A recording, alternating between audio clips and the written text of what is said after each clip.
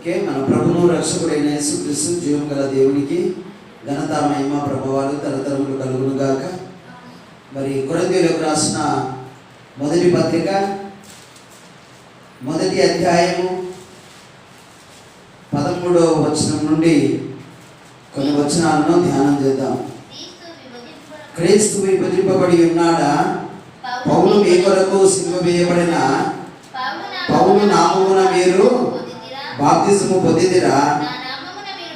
నా నామమున మీరు బాప్తిజము పొందితిరని ఎవరైనా చెప్పకున్నట్లు క్రిస్తునకును గాయకులకును తప్ప మరి ఎవరికి నేను బాప్తిజం ఇయ్యలేదు. అందుకై దేవునికి కృతజ్ఞతాస్తుతులు చెల్లించుచున్నాను.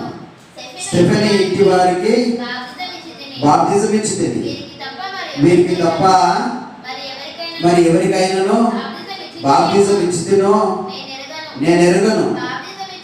బాప్తిజం ఇచ్చుటకు క్రీస్తు నన్ను పంపలేదు గాని క్రీస్తు యొక్క సిలువ వ్యర్థము కాకుండానట్లు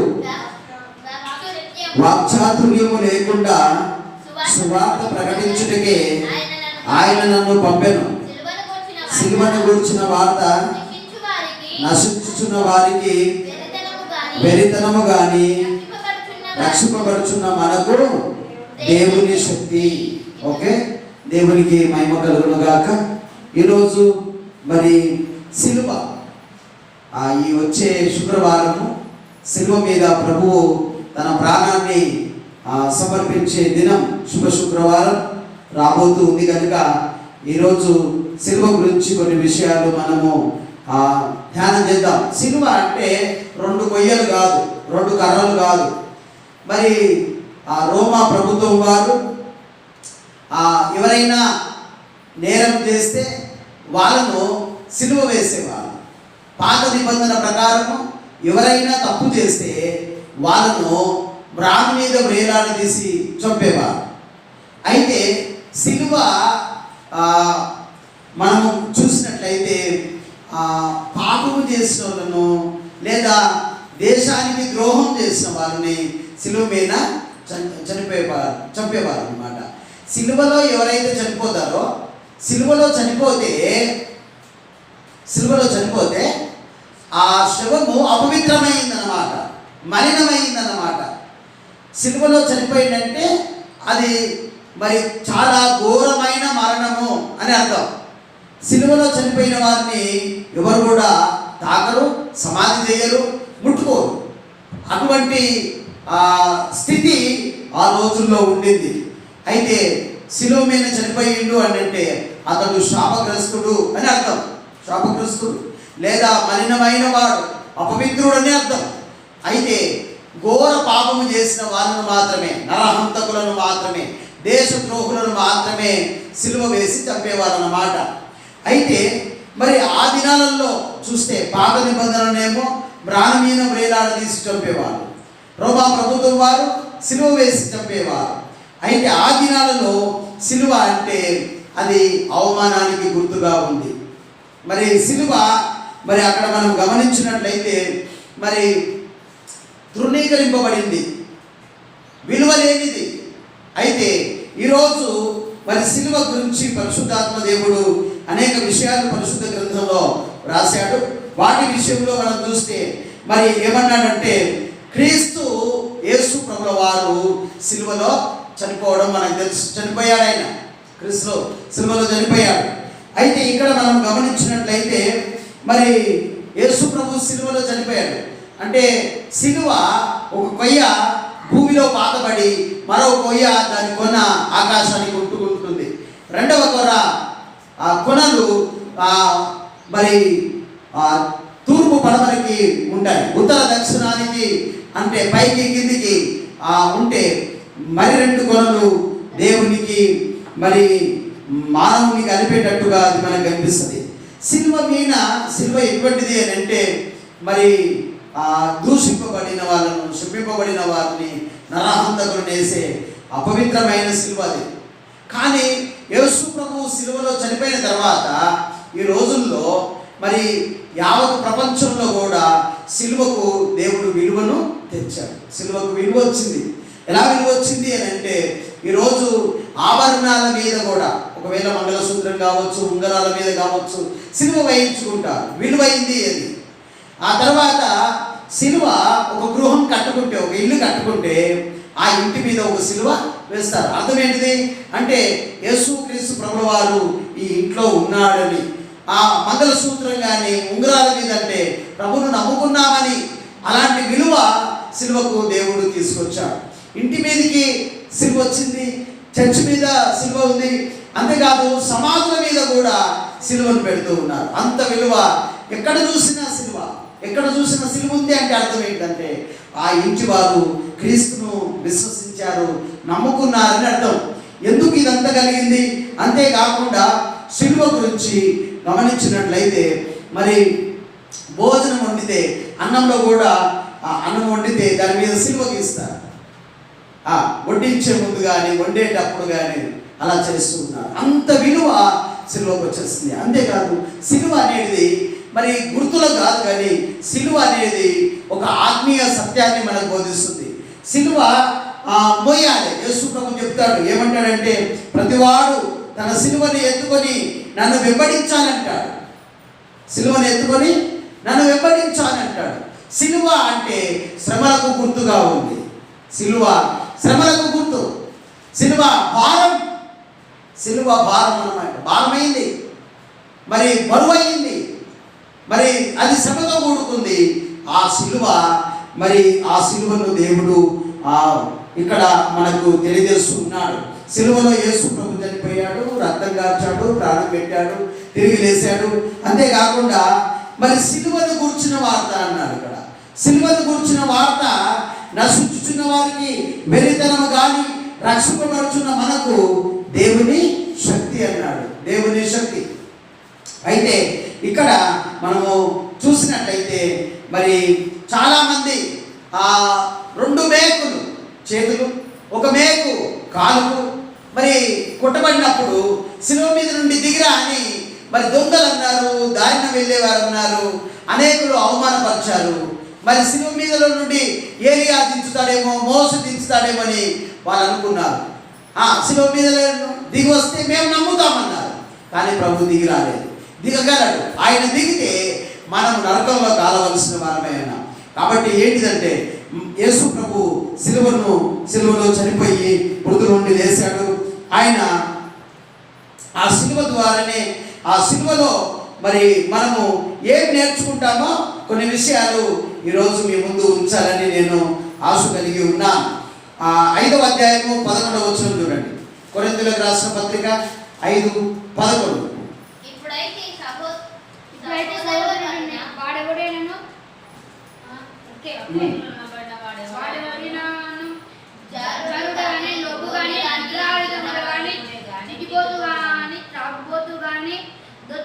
దోచుకున్నవాడు ఎవడైనా గాని అయినా ఎడల అట్టి వానితో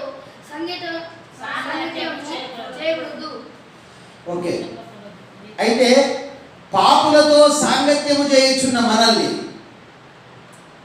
పాపముతో నిండుకున్న మనల్ని దేవుడు ఆ పాపము నుండి ఈ యొక్క సిలువ మన పాప భారం అంతా, యోహాను సువార్తలో 1వ అధ్యాయంలో మనకు తెలుసు, లోక పాపములను మోసుకొని పోవు దేవుని గొర్రెపిల్ల. మన పాపాలన్నీ కూడా ప్రభువు సిలువ మీద మోసాడు.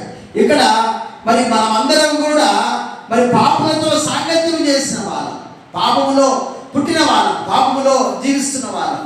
అలాంటి మనల్ని ప్రభువు తన యొక్క సిలువలో మన పాప రుణమంతా కూడా ఆయన శిక్ష భరించినట్టు దేవుని వాక్యం మనకు బోధిస్తూ ఉంది. ఫిలిప్పీలకు రాసిన పత్రిక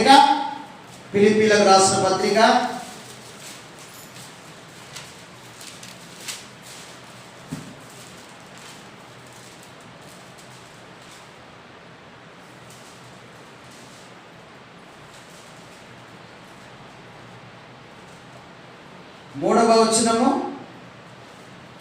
7, 8, 2 వచనాలు. మొదటి దినము నుండి ఇదివరకు సువార్త విషయములలో మీరు నాతో పాలివారై ఉండుట చూచి మీలో ఈ సత్క్రియను ఆరంభించిన వాడు యేసుక్రీస్తు దానిని కొనసాగించునని రూఢిగా నమ్మకమున్నాను. కనుక మీ అందరి నిమిత్తము నేను చేయు ప్రతి ప్రార్థనలో ఎల్లప్పుడూ సంతోషముతో ప్రార్థన చేయుచు నేను మిమ్మల్ని జ్ఞాపకము చేసుకున్నప్పుడల్లా నా దేవునికి కృతజ్ఞతాస్తుతులు చెల్లించుకొనుచున్నాను. నా బంధకముల యందును నేను సువార్త పక్షమున వాదించుటయందును దానిని స్థిరపరచుటయందును మీరందరూ ఈ కృపలో నాతో కూడా పాలువారై ఉన్నారు కనుక నేను మిమ్మల్ని నా హృదయంలో ఉంచుకొని ఉన్నాను. ఇందుచేత మిమ్మల్నందరినీ గురించి ఇలాగూ భావించుట నా ప్రయత్నమే. క్రీస్తు యేసు యొక్క దయారసమును బట్టి మీ అందరూ మీ దాని ఎంతో అపేక్ష కలిగిన వారిని దేవుడు నాకు సాక్షి. మీరు శ్రేష్టమైన కార్యములను వివేచింపగలవారు. 7-8 వచనాలు మళ్ళీ చదువు. నా బంధకముల యందును నేను సువార్త పక్షమున వాదించుటయందును దానిని స్థిరపరచుటయందును మీరందరూ ఈ కృపలో నాతో కూడా పాలువారై ఉన్నారు కనుక నేను మిమ్మల్ని నా హృదయములో ఉంచుకొని ఉన్నాను. 8వ వచనం 2వ అధ్యాయం ఫిలిప్పీ 2:8. మరియు ఆయన ఆకారమందు ఆకారమందు మనుషుడుగా కనబడి మరణము పొందినంతగా అనగా శిలువ మరణము పొందినంతగా విధేయత చూపిన వాడే తన్ను తాను తగ్గించుకొనెను. అందుచేతను పరలోకమందున్నవే గాని ఉన్నవారిలో గాని భూమి మీద ఉన్న వారిలో గాని భూమి క్రింద ఉన్న వారిలో గాని ప్రతి వాని మోకాలు యేసు నామమున వంగునట్లు ప్రతి వారి నాలుకయు తండ్రి అయిన దేవుడు మహిమార్థమై యేసుక్రీస్తు ప్రభువు అని ఒప్పుకొనున్నట్లు దేవుడు ఆయనను అధికముగా హెచ్చించి ప్రతి చాలు ఓకే. 8వ వచనంలో ఇక్కడ ఏమన్నాడంటే సిలువ మనకు ఏం నేర్పిస్తుంది అని అంటే ఇక్కడ విధేయత. 8వ వచనంలో ఆయన ఆకారమందు మనుషుడుగా కనబడి మరణము పొందినంతగా అనగా సిలువ మరణము పొందినంతగా విధేయత చూపిన వాడై. సిలువ ఏం నేర్పుతుంది అంటే అది భారమైందే, అది శ్రమనే. కానీ సిలువలో ప్రభు చనిపోవడం వల్ల మనకేం నేర్పిస్తుందంటే తండ్రికి యేసు ప్రభు విధేయత చూపించినట్టు నీవు నేను కూడా దేవునికి విధేయత చూపించాలి. చాలామంది విధేయత కలిగి లేవు. మనం దేవునికి విధేయత కలిగి ఉండాలి. పెద్దలకు మనం విధేయత కలిగి ఉండాలని దేవుని వాక్యము మనకు తెలియజేస్తుంది. విధేయతకు గుర్తుగా ఉంది అది. విధేయతకు గుర్తు సిలువ విధేయతకు గుర్తుగా ఉంది. తర్వాత 3వ వచనంలో కక్ష చేతనైనను వృధాతిశయము చేతనైనను ఏమీ చేయక వినయమైన మనసు గలవారై.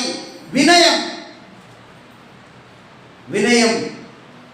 నమ్రత కలిగి ఉండాలి అంటది సిలువ. మనకి విధేయత చూపించడమే కాదు, వినయం కలిగి ఉండాలి.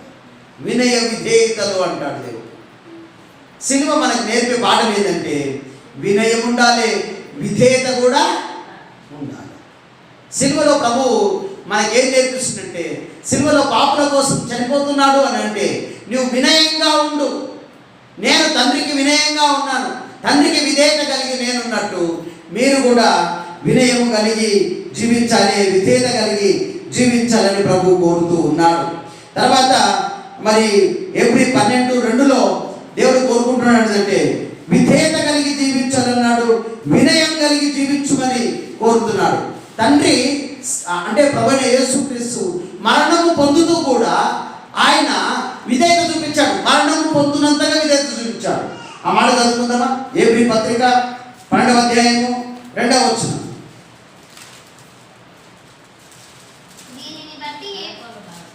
ఇంత గొప్ప సాక్షి సమూహము మేఘము వలె మనల్ని ఆవరించి ఉన్నందున మనము కూడా ప్రతి భారమును సులువుగా చుక్కలబెట్టు పాపమును విడిచిపెట్టి విశ్వాసమునకు కర్తయు దాన్ని కొనసాగించువాడైన యేసు వైపు చూస్తూ మన ఎదుట ఉంచబడిన పందెములో ఓపికతో పరిగెత్తుదుము.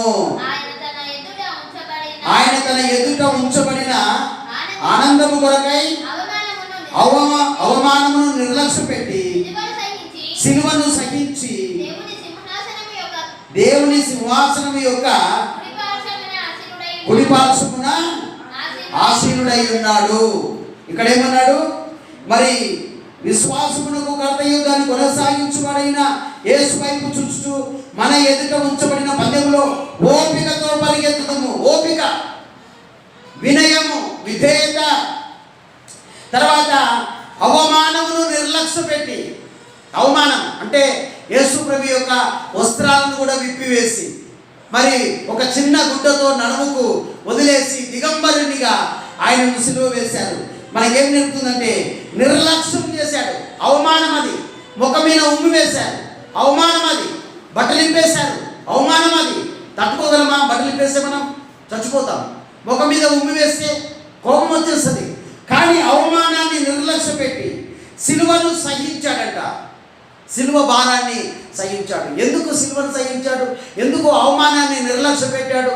ఎందుకు వినయం కలిగి ఉన్నాడు? ఎందుకు విధేయత దేవునికి చూపించాడు అంటే నిన్ను నన్ను రక్షించడం కోసమే. నీవు నేను మన పాపముల చేత అపరాధాల చేత మనం చనిపోయి ఆ అగ్నిగుండంలో కాలకుండా దేవుడు తన కృప ద్వారా మనల్ని రక్షించడం కోసము ఆయన అవమానాన్ని నిర్లక్ష్య పెట్టాడు. ఓపిక తెచ్చుకున్నాడు. ఓపిక ఇంచుమించు 9 గంటల నుంచి సాయంత్రము మరి 3 గంటల వరకు సిలువలో యేసు ప్రభు వేలాడిండు భూమికి ఆకాశానికి మధ్య. ఓపిక, వినయము, విధేయత మరి ఆయన కలిగి అవమానాన్ని నిర్లక్ష్య పెట్టి సహించిందంట. సిలువను సహించాలి. సిలువ మరి ఎత్తుకొని నన్ను వెంబడించండి అంటే సిలువను సహించాలి. సిలువలో సాగింది యాత్ర కరుణామయుని దయగల పాత్ర. అయితే ఆయన మరి మనం నేర్పే పాఠం ఏంటంటే వినయం ఉండాలి, విధేయత ఉండాలి, దాన్ని మరి సిలువను సహించాలి, మరి ఓపిక మనం కలిగి ఉండాలి. ఓపికగా మనకు ఉండాలని దేవుని వాక్యం మనకు బోధిస్తూ ఉంది. తర్వాత మరి కొలస్సీలకు రాసిన పత్రిక 2వ అధ్యాయము కొలస్సీలకు రాసిన పత్రిక 2వ అధ్యాయము 13 వరకు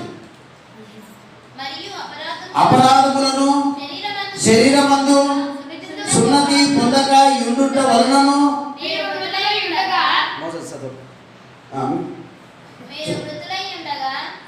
మృతులై ఉండగా ప్రాతరూపకమైన ఆజ్ఞల వలన మన మీద రుణముగాను మనకు విరోధముగాను నుండిన పత్రములను మేకులతో సిలువకు కొట్టి దాని మీద చేవ్రాత తుడిచివేసి మనకు అడ్డము లేకుండా దాన్ని ఎత్తివేసి మన అపరాధములన్నిటినీ క్షమించి ఆయనతో కూడా మిమ్మును లేదా మమ్ములను జీవింపజేసెను. ఆయన ప్రధానులను అధికారులను నిరాధాయులుగా చేసి శిలువ జయోత్సవముతో వారిని పట్టి తెచ్చి బహాటముగా వేడుకకు కనుపరచెను. ఇక్కడ శిలువ మనకి ఏం నేర్పుతుంది అని అంటే మన రుణాన్ని, మన పాప రుణాన్ని దేవుడు తుడిచివేశాడట. మన పాప రుణాన్ని అంటే పాపము చేసినందుకు దానికి శిక్ష ఉండాలి. ఆ శిక్ష యేసు ప్రభు మన పాపము యొక్క చిట్టి అంతా కూడా లేదా డాక్యుమెంట్ అంతా కూడా సిలువ కొట్టి ఆ సిలువ మీద నుంచి ఏం చేసినట్ట తుడిచివేసిందంట. ఆయన రక్తం ద్వారా ఆ యొక్క పాప రుణాన్ని తుడిచివేశాడంట. పాప రుణాన్ని తుడిచివేశాడు. అయితే ఇప్పుడు యేసు ప్రభు సిలువలో చనిపోవడం వల్ల మన మీద అపరాధాలు, దోషాలు, హృదయపూర్వకంగా కోరికల చొప్పున ఇష్ట ప్రకారము మనం బ్రతికిన చెడు జీవితం అంతా కూడా ఇప్పుడు నేనున్నాను, నా పేరు సత్యం, నా పాపాలన్నిటినీ కూడా సిలువకు కొట్టేసి దాని మీద ఉన్న ఆ చేవ్రాత తుడిచివేసి అడ్డము లేకుండా చేశాడంట. అంటే నీకు నాకు పరలోకానికి వెళ్ళకుండా అడ్డుగా ఉంది మన పాపం. యెషయా 59 మొదటి నుంచి చదివితే మన పాపాలన్నీ దేవునికి మనకు అడ్డుగా ఉన్నాయి. కానీ యేసు ప్రభు సిలువలో ఆ పాప రుణం అంతా ఏం చేసిందో తుడిచివేసి అడ్డం లేకుండా చేశాడంట. సిలువ మనకు వినయం నేర్పుతుంది, విధేయత నేర్పుతుంది, మరి ఓర్పు నేర్పుతుంది, అవమానాన్ని నిర్లక్ష్య పెట్టాలని నేర్పుతుంది. కాకుండా ఇక్కడ ఏం చేస్తుందంటే పాప రుణం అంతా కూడా సిలువలో ప్రభువు తుడిచివేశాడు. ఇక లేదు మన మీద పాపము, మన మీద ఉన్న ప్రతి పాపం యేసు ప్రభు దేవుడు అని నమ్మి నువ్వు బాప్తిజము పొందితే నీ పాప రుణాన్ని అంతా కూడా ప్రభు కడిగి వేస్తాడు, తుడిచివేస్తాడు. యేసు ఆ ప్రభుల వారు పాపములన్నిటినీ క్షమించి, అపరాధాలన్నిటినీ క్షమించి, అడ్డము లేకుండా విరోధంగా ఉన్న ప్రతి పాపాన్ని ప్రభు తుడిచివేసి మనందరినీ కృప ద్వారా నీతిమంతులుగాను, కృప ద్వారా పరిశుద్ధులుగాను ప్రభు మనల్ని కడగడానికి ఇష్టపడ్డాడు.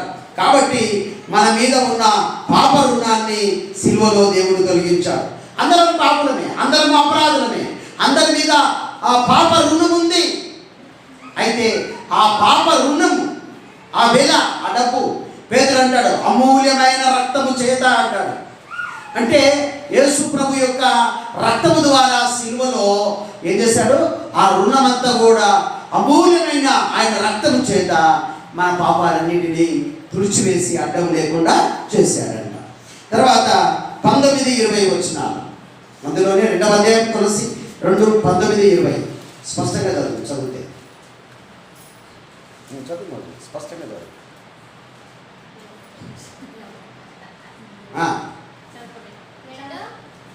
2వ అధ్యాయము 18-19 కలిసి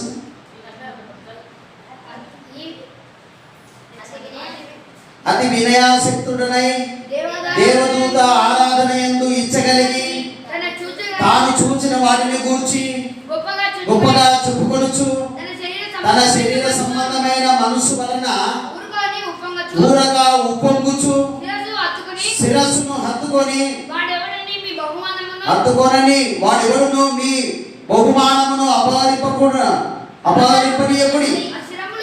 ఆ శిరస్సు మూలముగా సర్వ శరీరము కీల చేతను నరముల చేతను పోషింపబడినదై అతుకబడినదై దేవుని వలన కలుగు వృద్ధిలో అభివృద్ధి పొందుచున్నది. 20వ వచనం కూడా, మీరు క్రీస్తుతో కూడా లోకము యొక్క మూల పాఠముల విషయమై వృద్ధి పొందిన వారైతే లోకములో బ్రతుకుచున్నట్టు మనుషుల ఆజ్ఞలను పద్ధతులను అనుసరించి చేత పట్టుకొనవద్దు, రుచి చూడవద్దు, ముట్టవద్దు అను విధులకు మీరు లోబడనేలా అవన్నీ వాడుకునుడి చేత నశించిపోయిను. ఇంకొక మాట చేద్దాం. ఎఫెసీయులకు రాసిన పత్రిక 2:15-16 ఎడమ ప్రకృతి 2:15-16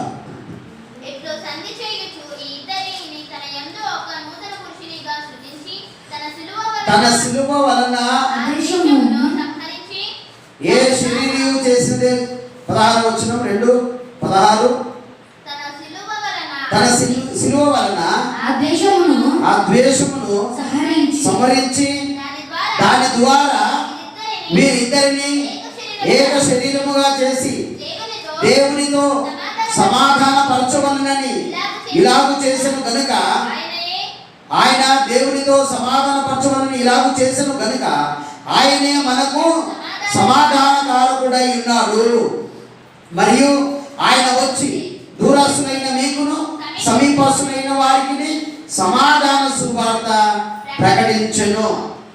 సిలువ ఒకటి వినయము, విధేయత, ఓర్పు, సహనము, అవమానాన్ని నిర్లక్ష్య పెట్టడము, తర్వాత మన మీద ఉన్న పాప రుణాన్ని తొలగించడము, తర్వాత ఇక్కడ ఏమన్నాడంటే వేరుగా ఉన్న వారిని సమాధానపరచుండంట.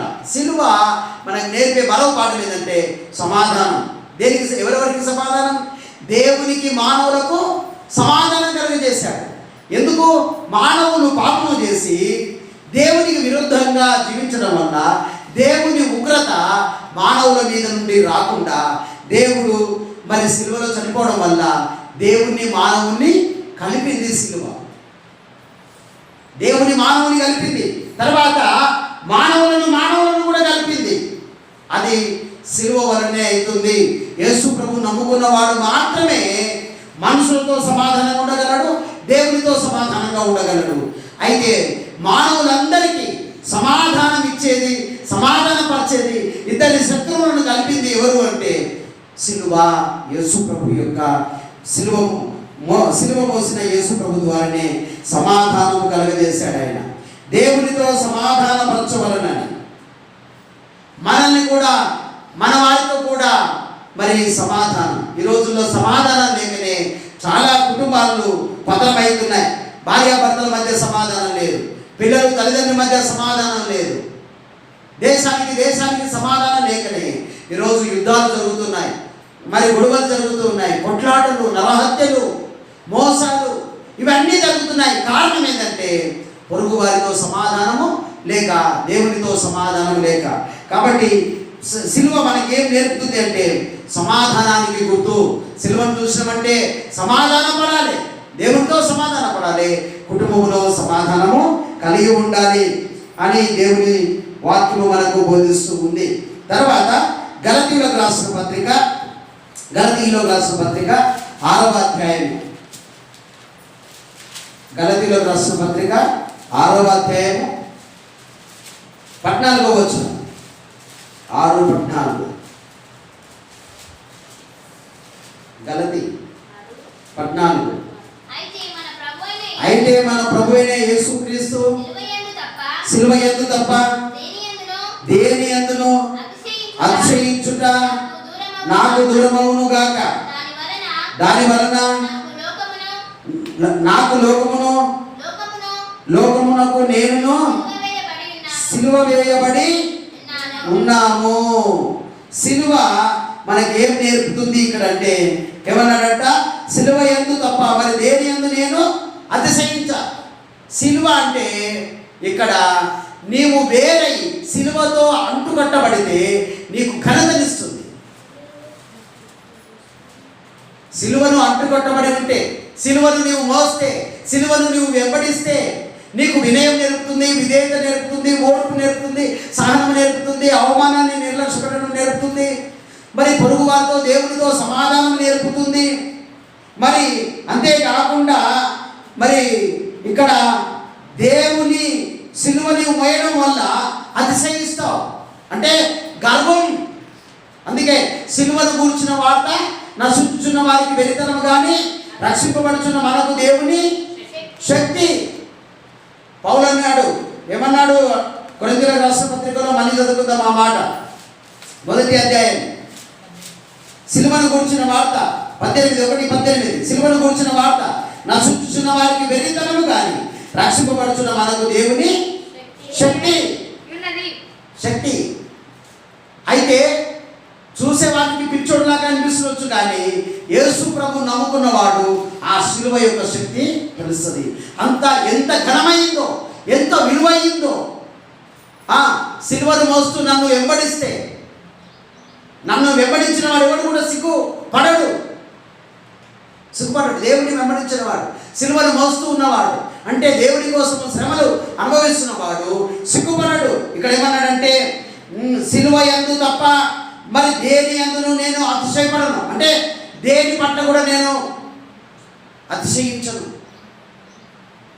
అంటే నా గర్వం, నా ఘనత సిలువే. నీకు ఘనతను తెచ్చిపెట్టేది సిలువ వలన నీకు ఘనత వస్తుంది అంటాడు. చాలామందికి ఘనత లేదు. అంటే యేసు ప్రభుకి వ్యతిరేకంగా, యేసు ప్రభుని నమ్మక లోకంలో ఉన్న వారికి ఘనత లేదు, పరలోకంలో ఘనత లేదు, భూమి మీద కూడా ఈ భూ సంబంధంగా ఎంత పెద్ద ఉద్యోగంలో ఉన్నా దేవుని దృష్టిలో అది వ్యర్థమే. కానీ దేవుని సిలువను నీవు వెంబడిస్తే, దేవుని సిలువను నీవు మోస్తూ దేవుని సన్నిధిలో నీవు ఉంటే దేవుడు నిత్యత్వంలో నీకు ఘనతనిస్తాడు. అందుకంటాడు అతిశయించుట నాకు దూరమవును గాక. దానివల్ల నాకు లోకమునకు నేనును సిలువ వేయబడి ఉన్నాము. లోకానికి నేను సిలువ వేయబడిన ఉన్నాను. లోకానికి సిలువ వేయబడి ఉన్నాను. సిలువ వేసు అంటే లోకముతో సాంగత్యం చేయకూడదు. లోకముతో నేను సిలువ వేయబడ్డాను అన్నాడు. కాబట్టి సిలువ ఘనతకు గుర్తుగా ఉంది.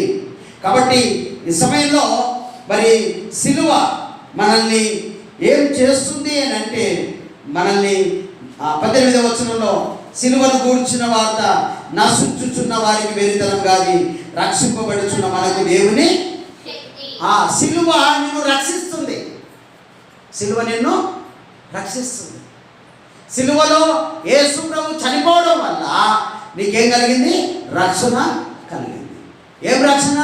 శరీరానికి రక్షణ కలిగింది, ఆత్మకు రక్షణ కలిగింది, పరలోక రాజ్యం నీకు రక్షణ కలిగింది. కలిగింది, పరలోకం దొరికింది, పాప క్షమాపణ దొరికింది, నీకు రక్షణ కలుగుతూ ఉంది. అయితే మరి అపోస్తలుడైన పౌలు అంతకుముందు ఈ సిలువను గురించి ప్రకటిస్తుంటే ఆ సిలువను గురించి ప్రకటించిన వారిని చంపేశాడు. కానీ అదే సిలువ కోసము మరి ఆయన సిద్ధంగా ఉన్నాడు అంటాడు. ఆయన సిద్ధంగా ఉన్నాడు. అయితే ఇక్కడ మనం గమనించినట్లయితే 25వ వచనం చూడండి. 1:25. దేవుని వెలితనము మనుషుల జ్ఞానము కంటే జ్ఞానము గలది, దేవుని బలహీనత మనుషుల బలము కంటే బలమైనది. సహోదరులారా, మిమ్మల్ని పిలిచిన పిలుపును చూడండి. మీలో లోకరీతిని ఘనులైనను జ్ఞానులైనను గనులైనను గొప్ప వంశము వారైనను అనేకులు పిలువబడలేదు, కానీ ఏ శరీరియు దేవుని ఎదుట అతిశయింపబడకున్నట్లు జ్ఞానులను సిగ్గుపరచుటకు లోకంలో నుండి వెర్రి వారిని దేవుడు ఏర్పరచుకొని ఉన్నాడు. లోకంలో బలహీనులైన వారిని దేవుడు ఏర్పరచుకొని ఉన్నాడు. ఎన్నిక లేని వారిని వ్యర్థము చేయుటకు, ఎన్నికైన వారిని వ్యర్థము చేయుటకు, లోకంలో నీచులైన వారిని, తృణీకరింపబడిన వారిని, ఎన్నిక లేని వారిని దేవుడు ఏర్పరచుకొని ఉన్నాడు. అయితే ఆయన మూలంగా మీరు క్రీస్తు యేసునందున్నారు అంటారు.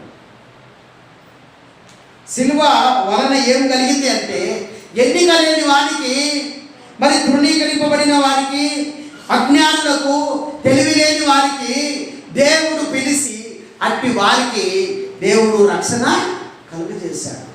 రక్షణ కలుగజేశాడు. 1:9 మన ప్రభువైన యేసుక్రీస్తు అను తన కుమారుని సహవాసమునకు మిమ్మల్ని పిలిచిన వాడు నమ్మదగిన దేవుడు. చూడండి, మనకు రక్షణ లేదు. మనమందరము శపింపబడిన వారము, వెలివేయబడిన వారము, అవమానపరచబడిన వారము. దేవుని దృష్టికి మరి చచ్చిన మనల్ని సిలువలో ప్రభు చనిపోవడం వల్ల మనందరికీ దేవుడు రక్షణ కలుగజేశాడు. అయితే మరి ఇంత గొప్ప రక్షణను చదువుకుందాం. ఎబ్రీ పత్రిక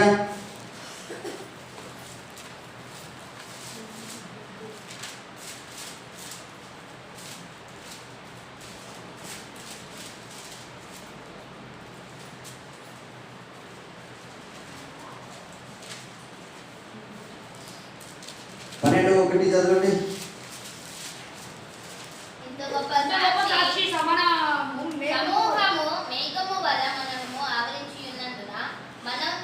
ఇంత గొప్ప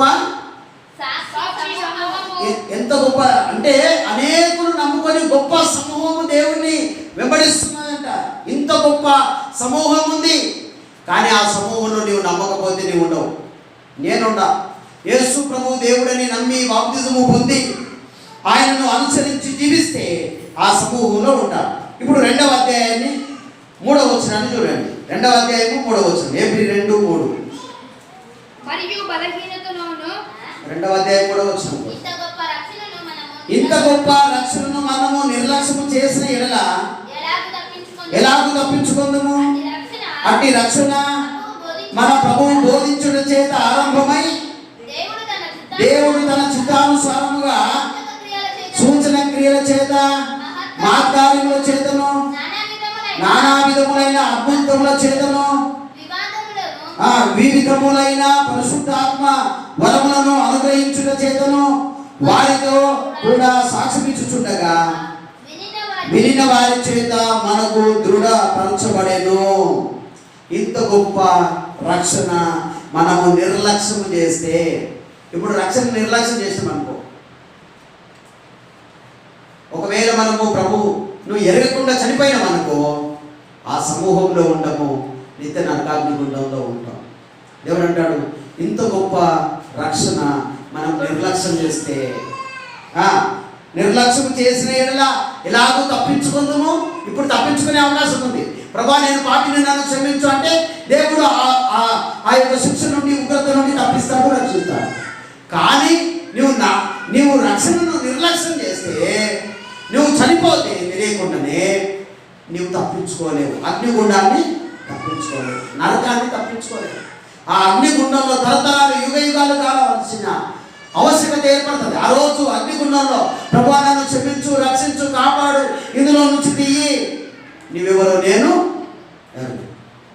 కాబట్టి మనకు దేవుడు ఏం చేశాడు? సిలువ ద్వారా అంటే రక్షణ కలుగజేశాడు.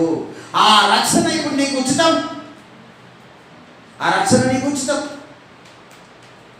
అయితే ఆ రక్షణను నువ్వు ఒకవేళ నిర్లక్ష్యం చేస్తే మాత్రం నువ్వు తప్పించుకోవు, నువ్వు శిక్షను తప్పించుకోలేవు, తప్పకుండా అగ్నిగుండంలో కాలవలసి వస్తుంది. కాబట్టి పౌలు దైవజనుడు అంటాడు, ఇంత గొప్ప రక్షణను మనం నిర్లక్ష్యం చేయొద్దు అంటాడు. నిర్లక్ష్యం చేస్తే దేవుడు కూడా నిన్ను నిర్లక్ష్యం చేస్తాడు. ఆయన నిన్ను వదిలేదు. నీవు ఆయనను మాట వినకపోతే ఆయన నీ మాట వినడు. నువ్వు ఆయనకు విధేయత చూపకపోతే దేవుడు నిన్ను రక్షించడు. కాబట్టి ఒకటి మరి మనం గమనించినట్లయితే రక్షణ నీకు సిలువ ద్వారానే కలుగుతుంది. ఇంకో ద్వారా వేరే మార్గం లేదు. సిలువ, ఆ సిలువలో ప్రభు రక్తము కావడం వల్ల, ప్రాణం పెట్టడం వల్ల తిరిగి లేచి ఆయన ఉచితంగా రక్షణ ఇస్తున్నాడు. పౌలు దైవజనుడికి రక్షణ ఇచ్చాడు. నీకు నాకు కూడా దేవుడు రక్షణ దయచేస్తాడు. కాబట్టి ఆ రక్షణను మనము నిర్లక్ష్యం చేయొద్దని ప్రభు కోరుకుంటున్నాడు. మరి మనం అందరం కూడా తల ఉంచుకొని కన్ను మూసుకొని ప్రార్థన చేద్దాం. ఒకవేళ నీవు ఇంతవరకు రక్షణను నిర్లక్ష్యం చేస్తే నువ్వు తప్పించుకోలేవు. మరి సిలువ వలన నీకు వినయం నేర్పుతుంది, విధేయత నేర్పుతుంది, ఓర్పు నేర్పుతుంది, సహనము నేర్పుతుంది, అవమానాన్ని నిర్లక్ష్య పెట్టాలని నేర్పుతుంది. మరి అంతేకాదు సిలువ ద్వారా సమాధానము, సిలువ ద్వారా ఘనత, మరి సిలువ ద్వారానే సమస్త ఆశీర్వాదాలు, సిలువ ద్వారానే నిత్యత్వము. సిలువను నిర్లక్ష్యం చేస్తే రక్షణను నిర్లక్ష్యం చేసినట్టే. కాబట్టి దేవుడు అంటున్నాడు, ఇంత గొప్ప రక్షణను నిర్లక్ష్యం చేస్తే నువ్వు ఎలా తప్పించుకుంటావు అంటున్నాడు. నువ్వు తప్పించుకోలేవు. కాబట్టి ఆ రక్షణ నువ్వు నిర్లక్ష్యం చేస్తే దేవునితో దూరం అయ్యి అగ్నిగుండానికి ఆహుతి అయ్యి మరి ఇంకా ఈ మీదట ఎన్నడూ కూడా బయటికి రాలేకుండా ఆ అగ్నిలో కాలవలసిన ఆ ఉగ్రత దినము రాకముందే, తీర్పు రాకముందే నిన్ను నీవు దేవునికి సమర్పించుకొని నమ్మి బాప్తిజము పొంది ఆయనను వెంబడిస్తే నీవు కూడా ఆ గొప్ప సమూహంలో ఉంటావు, ఆ మహిమలో ఉంటావు, పరలోకంలో ఉంటావు. అక్కడ ఏడుపు లేదు, కన్నీరు లేదు, బాధ లేదు, దుఃఖము లేదు. ఎల్లప్పుడూ ప్రభునందు ఆనందమే, సంతోషమే ఉంది అక్కడ. అట్టి సంతోషం ఇయ్యాలని, భూమి మీద ఆశీర్వదించాలని దేవుడు ఇష్టపడుతున్నాడు. సిలువ వలన ఎన్నో దీవెనలు ప్రభు అనుగ్రహించాలని ఇష్టపడుతున్నాడు. కానీ ఆ సిలువను నీవు నిర్లక్ష్యం చేస్తే మాత్రం నీవు తప్పించుకోలేవు. దేవునికి వ్యతిరేకంగా ఉన్న ఎవరు కూడా తప్పించుకోలేరని వాక్యం బోధిస్తుంది. ప్రార్థన చేద్దాం. ప్రేమగల దేవుడా, దయగల తండ్రి, పరిశుద్ధులు వేణ యేసయ్యా, మీకు వందనాలు, స్తోత్రాలు తండ్రి. సిలువ వలన ప్రభా వినయమని, విధేయతని నాయన, మరి ఓర్పు, సహనమని మీరు తెలియజేశారు. మరి సిలువ వలననే సమాధానము, సిలువ వలననే మరి మా మీద ఉన్న పాప రుణము నుండి మాకు విడుదలని తెలియజేశారు. సిలువ రక్తంలోనే మాకు రక్షణని తెలియజేశారు. మీకు వందన. సిలువను మోస్తే అది ఘనత అని తెలియజేశారు. మీకు వందన. కాబట్టి నీ ప్రజలు ప్రభా నీ సిలువను నిర్లక్ష్యం చేయకుండా, నీ సిలువ రక్తాన్ని నిర్లక్ష్యం చేయకుండా నీ కృప అనుగ్రహించమని నీ చేతులెత్తి నీ ప్రజలందరినీ కూడా నిర్లక్ష్యం చేయకుండా నమ్మి బాప్తిజము పొంది పాపమును విడిచిపెట్టి ప్రతి అపరాధమును సులువుగా చుక్కులు పెట్టు, ప్రతి పాపాన్ని విడిచిపెట్టి యేసు వైపు చూచుచు ముందుకు సాగడానికి కృప దయచేయమని, సిలువలో చనిపోయి మృతి నుండి లేచి పరలోకం వెళ్ళి రానై ఉన్న మా ప్రభుని నీ ప్రియ కుమారుడైన యేసు క్రీస్తు రక్తములోనే ప్రతి అపరాధాన్ని, దోషాన్ని కడిగి రక్షణ కార్యాన్ని ప్రతి ఒక్కొక్కరికి త్రియేక దేవుడు దయచేయులాగున్నా నాయన మీ కృప దయచేయమని ప్రార్థిస్తున్నాను తండ్రి. ఇదిగో ప్రభా, మేము నిర్లక్ష్యం చేస్తూ ఉన్నాం, నీ మాట వింటలేము, లక్ష్య పెట్టలేము. దయచేసి మన్నించండి. ఈ రోజు నుంచి ఎందు భయభక్తులు కలిగి జీవించడానికి నీ సిలువను సహించి ఘనత పొంది వినయము, విధేయత, ఓర్పు, సహనము, అవమానాన్ని నిర్లక్ష్య పెట్టి మా పాప రుణాన్ని అడిగి వేసుకొని సమాధానపడి నిత్యత్వాన్ని స్వతంత్రించుకోవడానికి కృప మా అందరికీ దయచేయమని, సిలువలో చనిపోయి తిరిగి లేచి పరలోకం వెళ్ళి రానై ఉన్న మా ప్రభుని ప్రియ కుమారుడైన యేసుక్రీస్తు పరిశుద్ధ నామమున ప్రార్థించి అడిగి పొంది ఉన్నాము పరమ తండ్రి. ఆమేన్.